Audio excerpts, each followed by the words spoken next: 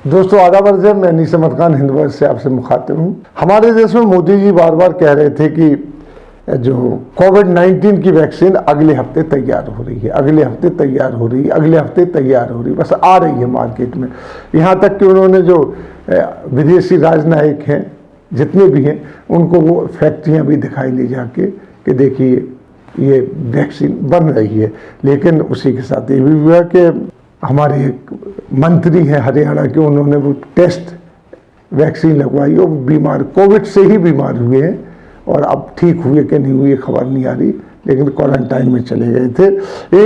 अब जो विदेशी वैक्सीन तैयार हो गई है, जो फिजर ने तैयार की है, वो मार्केट में आ गई, धड़ाधड़ बिक रही है। उसकी मतलब वो पूरा भी नहीं कर सकते, इतनी डिमांड उसकी हो गई है। भारत ने उसकी 1.6 मिलियन खुराक खरीदी है, जबकि हमारी पूरी आबादी का अनुपात से उस 59% भी पर्याप्त नहीं है, और जबकि वो खरीद रहे हैं ये 59% से बहुत कम है। जबकि कनाडा ने 601% खरीदी है, अमेरिका ने 443% खरीदी है, यूके ने, ब्रिटेन ने जो कहलाता है 418% खरीदी है आबादी के बराबर। और कुछ लोगों ने तो आबादी से ज़्यादा ली है।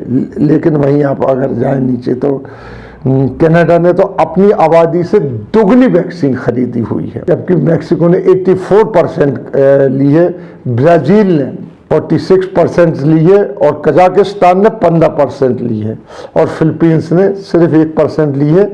और हमने इतनी बड़ी आबादी होने के बावजूद 59% ली है। अब किस किस को लगाएंगे? पूछे जाने पर के बाद के चुनाव के दौरान तो बिहार में ये कहा जा रहा है कि हर आदमी को फ्री वैक्सीन लगेगी। तो स्वास्थ्य सचिव जो है राजेश भूषण ने कहा, साफ तौर से इनकार कर दिया है कि ये सरकार ऐसा कभी नहीं कहा ही नहीं था सरकार ने, और ऐसा पॉसिबल भी नहीं है और ना इसकी कोई जिम्मेदारी ली जा सकती है। ये कह रहे हैं हेल्थ सेक्रेटरी देश के। सरकार का प्रयास वैक्सीन से सिर्फ संक्रमण रोकने का है, ना कि उनको सुरक्षित करने का, जिनको संक्रमण नहीं है। हम चाहते हैं कि संक्रमण जो फैल रहा है उसको रोके। ये इनकी पॉलिसी है, असली पॉलिसी है।